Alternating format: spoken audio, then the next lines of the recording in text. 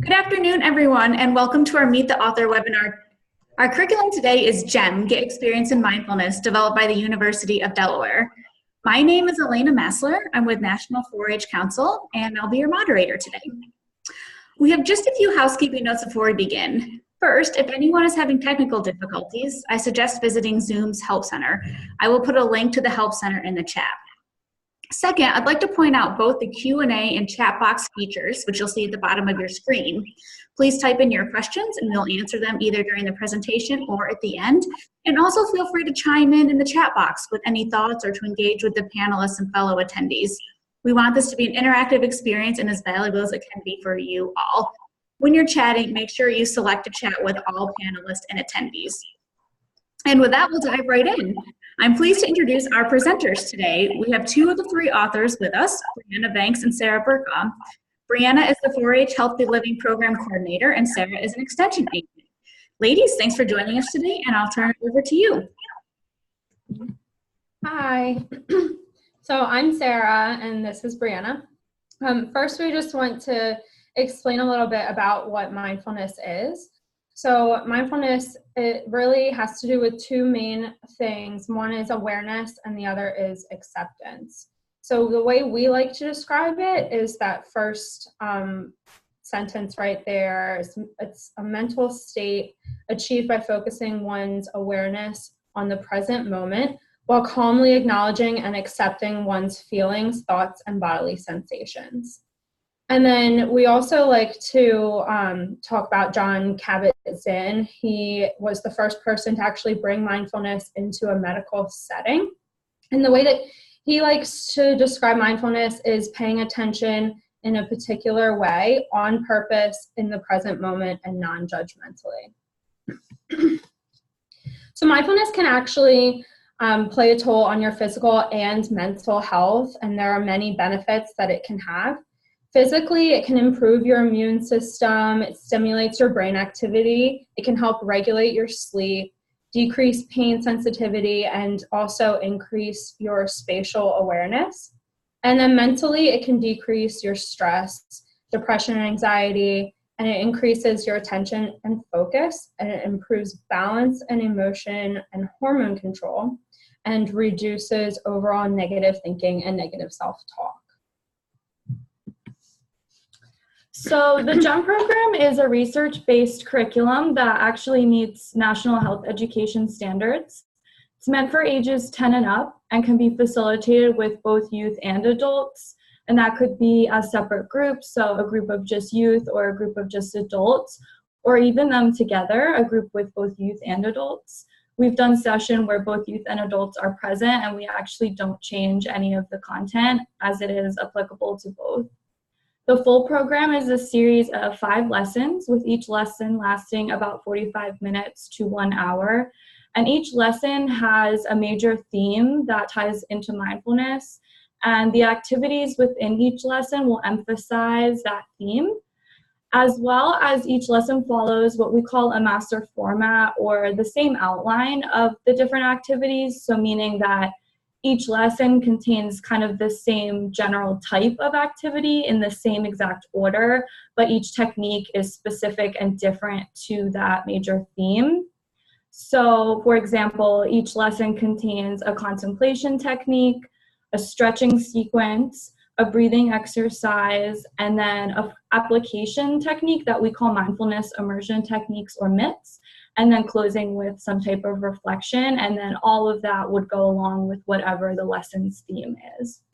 So while the whole series is obviously going to be the most impactful form of the program, you could just facilitate one lesson on its own with a group, or even take a singular technique or activity and extract that from a lesson and then facilitate that on its own. The program is highly experiential, so participants are receiving direct practice with the techniques, and each technique begins with some background information and then the benefits that relate to health and wellness, then the experiential learning piece, and then it's always followed by some kind of reflection questions that are meant for a group discussion. And what's great about this program is it requires minimal equipment You do need some kind of physical space for the participants to move around in the stretches. And we do recommend using fitness mats or maybe some kind of blanket for some of the techniques where participants are meant to lie down. It is always good to have chairs as well for some of the participants who aren't comfortable lying down. But really the program itself doesn't need a lot of equipment. So I mentioned earlier that this can be implemented with both youth and adults in a variety of settings.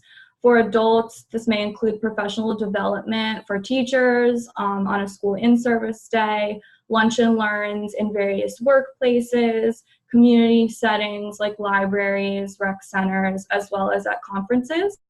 And then for youth, it could be implemented in school, during the school day, in a health or a gym class, in different after-school settings, summer camps, any kind of 4-H club or event, again, those community settings, as well as a home school. And then we like to say a multi-generational approach, again, where you're just including people of all ages. While the curriculum is meant for ages 10 and up, you could certainly have a 10-year-old with an adult, and you don't really have to change much of the content. In terms of an evaluation tool, there is a basic general tool at the end of the curriculum that can be used with the full series, or at the end if you're just doing one lesson. But we do allow you to use any kind of tool that you might want, depending on what kind of data you are trying to collect. So here are the 5 lesson major themes that all relate back to mindfulness. So we have lesson 1, intentions and goal setting, lesson 2, awareness and attention, lesson 3, self-care, stress reduction and relaxation, lesson 4, communication and relationships, and lesson 5, gratitude and acceptance. Each lesson techniques coincide with that theme. So for example, lesson 2, all the strength and flexibility poses are balancing postures, so they require participants to be focused, to remain balanced, which then emphasizes the concepts of awareness and attention within that lesson. Or for lesson 3, the stretches are all kind of more seated or lying down postures to emphasize concepts related to relaxation. Each contemplation, stretch, pose, breathing, and MIT will emphasize that major theme. And each lesson also has its own goal and objectives. So again, the whole series, most impactful form of training, really getting those mindfulness skills in. But if you see that one lesson is really fitting for a particular group, you could just facilitate that lesson.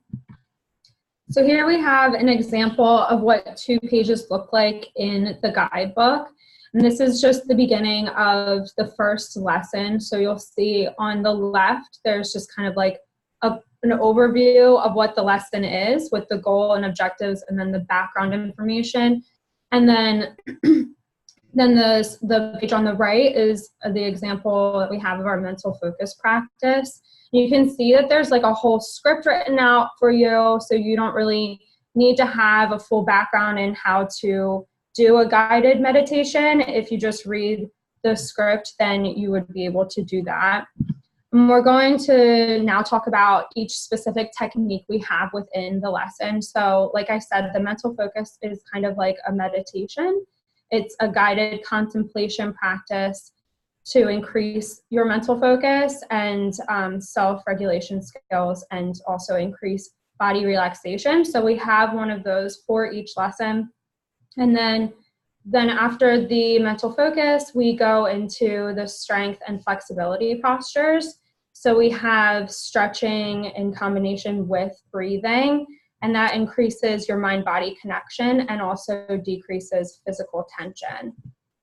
So here's an example of some of the strength and flexibility postures. So this is what they look like within the guidebook. So you have a picture of what each pose looks like, and then to the right of that, you have an explanation of what each one actually is and how you can kind of explain it to your group.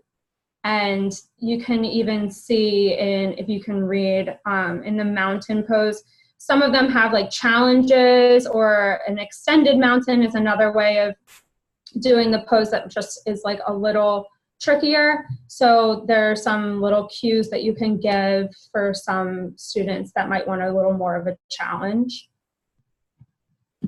And now we're actually going to do some examples of some strength and flexibility postures. Today, we're just going to show you some chair poses that we do, and we like to do these with some groups who aren't necessarily comfortable, or sometimes they could have an injury, so we don't want to tell people to get up and do any poses that they're uncomfortable doing. So we just want to show you some things that you can do seated. And back up. See, change this. Okay. So first, you want to make sure that your feet are flat on the ground and your back is straight and your neck is straight too, and you're just looking straight ahead of you. You can roll your shoulders up and down and just have your arms and your hands comfortable in your lap. You just want to make sure you're as straight as possible. And you can take a breath in here and exhale and just relax. Next, we're going to bring our chin over to our right shoulder. So when you inhale and exhale, bring your chin over to your right shoulder. You should feel a stretch in your neck down towards your shoulder on the opposite side. And breathe in here. And on your exhale, see if you can stretch a little bit further. And then come back to center. Now we're going to work on the opposite side. So inhale. And on your exhale, move your chin over to your left shoulder. And feel the stretch in your right side of your neck. Breathe in. And on your exhale, stretch a little further. And then come back to center. Next, we're going to bring our ear to our shoulder, so another type of neck stretch. Breathe in, and then take your right ear to your shoulder. And notice if you can feel any difference here than when your chin was to your shoulder. You should still feel the stretch on the opposite side, but it might feel a little different. And then come back up to center and do the same thing on the opposite side. So left ear to left shoulder. And then come back up to center again. Next, we're going to do some side stretches. So we're going to lift our right arm up towards the ceiling and then gently just move over to the left side. If you want, you can hold onto your chair with your left hand for stability. Just make sure you're feeling balanced and you can feel the stretch in your right side. And keep breathing. And then come back to center and put your right arm down and lift your left arm up towards the ceiling. And we'll even out here. So stretch over towards the right. Breathe in. And out. And come back up to center and bring your left arm down. Next, we're going to do cat and cow in the chair. So I sometimes hold on to the chair just to create a little more tension. But for cat, you're going to tuck your chin towards your chest and arch your back so you're looking down towards your belly button. And really just feel that stretch in your back. And then we do the opposite action when we go into cow and we look up towards the ceiling and lift our chest up towards the ceiling and arch our back to make like a U shape. And then go back into cat one more time. And then to cow. And come back to center. And the last thing we're going to do is going to be kind of hard to show you on the video, but we're going to do a forward fold seated. So you're just going to bring your chest towards your knees and kind of reach your arms down towards the ground. So really just relax as much as possible. We'll inhale here first, and then on your exhale, just slowly work your way down. And just kind of hang heavy there. When you're ready, you can come back up. And that's what we had for our postures. So hopefully you're feeling a little more relaxed. So after the stretching, there's always a breathing exercise, which is conscious breathing. And each technique is totally different. So we have some breathing exercises that are more energizing, some that are more focusing, as well as some that are more relaxing. The breathing techniques really give participants an easy and tangible tool to use during stress reactions, and that helps them to redirect their mental focus as well as relax physical tension. Then we have our mindfulness immersion techniques, or what we call MITs. These are kind of practical mindfulness activities that are a little bit more non-traditional. So for example, we have an activity where participants will color in a geometric shape using colors that resonate and represent how they're currently emotionally feeling. So we have a chart in the guidebook that has explanations of what the different colors might represent. And then we also have an activity where we're facilitating a self-hand massage. So you're guiding participants through pushing on different pressure points and giving themselves a hand massage, or working together to solve a puzzle using different styles of communication. So they really emphasize concepts that relate to mindfulness in an activity-based way, as opposed to some of our more relaxation response type techniques. And then each lesson closes with some kind of a reflection-based contemplation technique. So participants spend time gaining insight into how these newly learned skills will really be useful in their everyday life. And so we're actually going to practice one of our breathing exercises called breath counting. So this is the first breathing technique in our curriculum. So go ahead and just sit in a comfortable position, making sure that your back is straight and tall, and that the shoulders are pulled down and away from the ears, and then gently place your hands in your lap. You can go ahead and close your eyes if you're comfortable doing that. And you're gonna start by just focusing on your natural breathing rhythm, the natural feeling of an inhale and an exhale, whether that's the air through the nose or the feeling of your chest expanding. What we're actually going to do is count each exhale. And we're going to start at 1 and then count up to 5 exhales, and that will be 1 cycle. So you'll start at 1, count up to 5, and then start back at the number 1. So I'm going to guide us through 3 full cycles. So go ahead and inhale, exhale 1, inhale, exhale 2, inhale, exhale 3, inhale, exhale 4, inhale, exhale 5, inhale, exhale 1, inhale, exhale 2, inhale, exhale 3, inhale, exhale 4, inhale, exhale 5, inhale, exhale 1,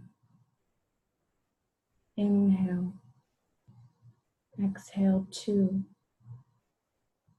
inhale, exhale 3, inhale, exhale 4, inhale, exhale 5. Good job. So maybe you feel a little bit more aware of the moment, a little bit more relaxed, but that would be our first breathing exercise. And then we're also going to show you an example of one of our MIT techniques, just so you can get a better understanding of what that might look like. So this is one of our very popular MITs called the wellness wheel activity from lesson 1. In this activity, wellness is discussed from a perspective of having 7 different dimensions. So you can see on the left that each participant is given, it's actually a blank wheel at first, and they'll color in 3 pie-shaped pieces for each dimension based on how they feel a specific statement resonates with them in this current moment. So for example, if we are explaining the physical wellness dimension piece, the statement might be, I exercise 60 minutes per day for youth or 150 minutes per week for adults, which are the recommendations. And then participants color in that pie piece based on how much that statement applies to them in this current moment. So when the self-assessment is complete, the participants have, as you can see on the left, a visual representation of how they are feeling right now. It's important to discuss that these things change, and they definitely do. We're always influenced by things going on inside of us as well as external stimuli, and so the wheel might look different if we did it again next year, next week, or even tomorrow. But then each participant is taught how to set a SMART goal in one of the dimensions that they want to see a little bit more color in, maybe something that they really want to expand on. And then they also rate their confidence to achieve the goal. And then we do a visualization technique where the participants will visualize themselves succeeding at their goal. So it's kind of this 3-step process activity that really incorporates many facets of mindfulness in a highly applicable way.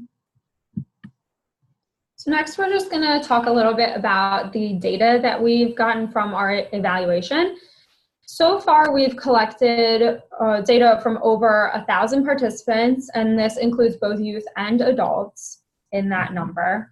And 89% of the participants increased knowledge of positive mindfulness-based stress management techniques from our program. So they have learned how to identify personal stressors and specific ways to reduce them. After the program, 75% of the participants can set personal wellness goals and determine steps to reach them using mindfulness. And then over 90% of the participants plan to actually adopt at least one new positive mindfulness-based stress management techniques. And as far as our qualitative data, we have collected some information like specific quotes that we have up here, but we also ask on our evaluation, we have a fill in the blank response, so they can write out what some of their favorite activities were. And from that information, we really learned that the students just generally enjoy a chance to be able to lay down on a mat during school time and just relax and kind of do something that's out of the ordinary from their everyday school life.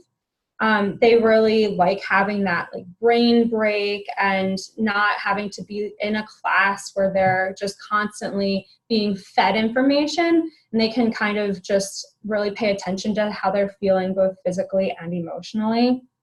And as far as what the students what their favorites usually are and what they will take and do more of on their own, it's typically the stretching and the breathing techniques that they talk about the most. And they also say that they recognize that they can use these techniques when they're getting stressed or starting to feel mad. So we're actually in the process of conducting some field research on the impacts of the GEM program at a local middle school. So we've triangulated our data collection using validated scales for the quantitative piece. So we're using the perceived stress scale, the child and adolescent mindfulness measure, and the short form of the self-compassion scale, both pre and post program.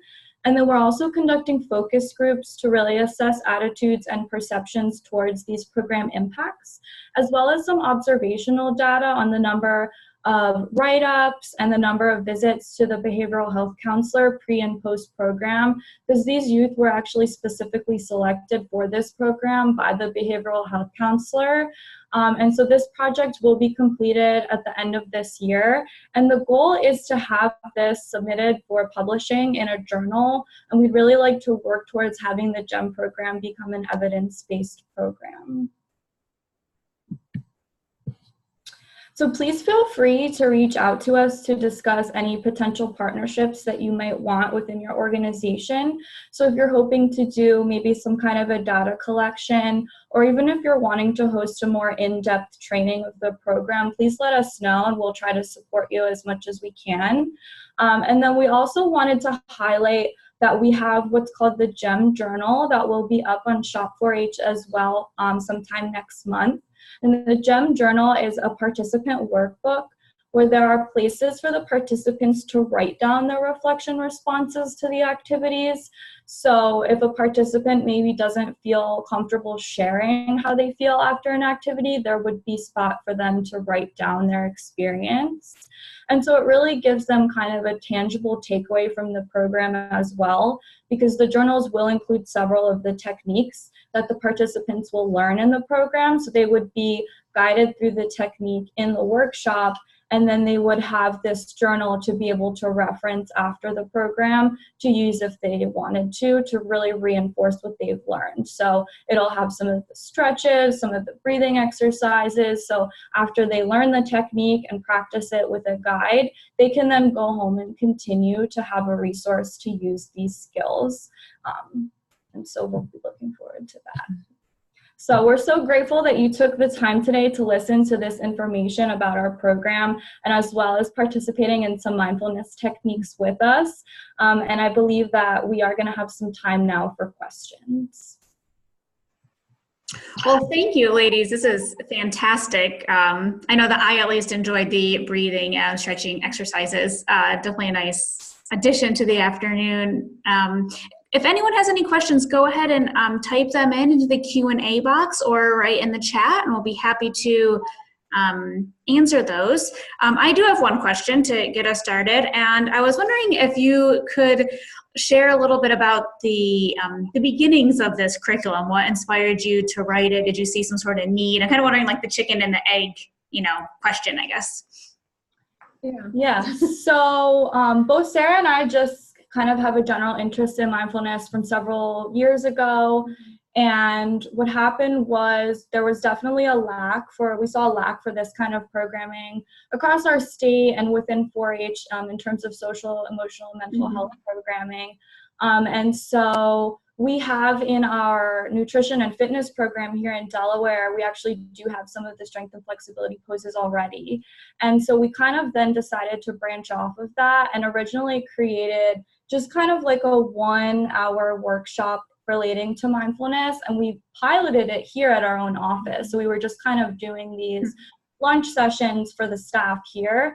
And from there, it really just expanded, and people by word of mouth just really heard what we were doing and wanted more content. So we had that one lesson and people wanted more.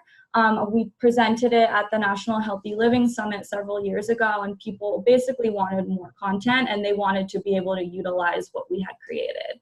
So from then we created 5 lessons. I took an 8-week mindfulness-based stress reduction program and kind of used the training there to help with a theme emphasis for each lesson, as well as a youth yoga and mindfulness training, which helped with creating that master format outline. And then it just kind of expanded. So we do a lot of these 1-hour introductory workshops in the community, and we're doing a lot of the full series in local middle schools in the health classes. And it's really just been by word of mouth that a lot of this has expanded. And then we were able to have it published up on Shop4H. That's great. That's obviously a need and an interest in it, which is very cool. We did have a question come in that says, have you encountered any resistance to participation? I'm just wondering how receptive all or most audiences are. Yeah, I think it depends on where we are, because for some of the places that we go to, like if we're in a library, then people are typically coming and they know what they're signing up for. But when we go into schools, there are sometimes youth who aren't necessarily 100% comfortable doing every activity. And we do want everyone to be comfortable. So sometimes, depending on if that's just like a posture that they don't really want to do because they feel awkward, then we'll sometimes just suggest to lay down or do some type of pose that they are comfortable with. and just take this time to really do at least something that's mindful, and just kind of notice how you're feeling rather than being disruptive to everyone else. I don't know if you have any other examples. No, I think that pretty much explains it. We always say, you know, we want people to be comfortable. If they don't feel comfortable doing something, they don't have to. In this research project we're doing at the middle school, the youth were really told, you know, this is voluntary. If you don't want to participate, you don't have to. We got parent permission slips signed. So we personally haven't really experienced much resistance to the program itself. It might just be an individual who doesn't want to participate in a specific technique, and then they just don't have to. And sometimes too, at first they won't, and then eventually they join in. Yeah. And that's something that we have noticed, like with some of the breathing exercises, there might be a few youth in the group who aren't engaging at first, and then is really a lot of peer influence involved and a lot of modeling involved from the instructors. So then they'll see everyone else around them doing it, and they will eventually participate. And so that's a pretty cool piece of it as well. I think that's also a huge benefit of having 5 lessons, because you'll possibly get a student that's not interested at all or think that we're like totally crazy doing some of these things the first week. And then by the second, third, fourth, fifth, they're into it, and they're more likely to become involved with the rest of the group. Yeah, that's great. The person who asked this question says, thank you. The chair exercises are a good compromise, and that this looks like a fantastic curriculum. So super. Yeah, I say this about, I can't say every topic, but most topics, is that, you know, after hearing from the authors and learning more about the curriculum, it makes me want to go do it all. And definitely that's true with this also. So maybe I'll be one of those adult groups. Okay, if anyone, I don't have any other questions right now.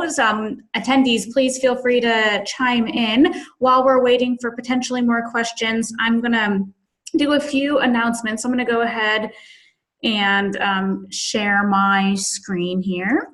So the first is that this is one of many great webinars we're having this year. So visit Shop 4-H. The link is there on your screen and also in the chat box to watch recordings of webinars you missed. The recording for this webinar will be up by Friday, so feel free to share that with your friends and colleagues. You can also download the presentation slides and just learn more about the webinar series in general. And something else I will note about our website is that the curriculum does include what we call a look inside feature, which has about, you know, a dozen pages or so of the curriculum. So if you go to the GEM page on Shop 4-H and click look inside, you'll be able to see the table of contents and a couple of sample activities to give you a bit more information. I'd also like to point out that for 4-H educators, we have a curriculum development community of practice, and the goal of this group is to bring together curriculum specialists, authors, users of curriculum, people interested in peer review, anyone who touches curriculum in any way. Please feel free to join this group. It's very informal, and you can join us there on eExtension. You'll see the link. We do have chats about quarterly. Our next chat is scheduled for April 17th, and we'll be discussing peer review. So please join us. We would love to have everyone's input there. And then lastly, as you all know, I think all of these titles are available on shop4h.org. So I'm going to stop my share right now. And do we have any final questions? I don't see any. Nope. Okay, well, Sarah and Brianna, thank you so much for your time today and for sharing your curriculum with us. And I hope to see everybody next week. Thank you. Okay, thanks. Bye-bye.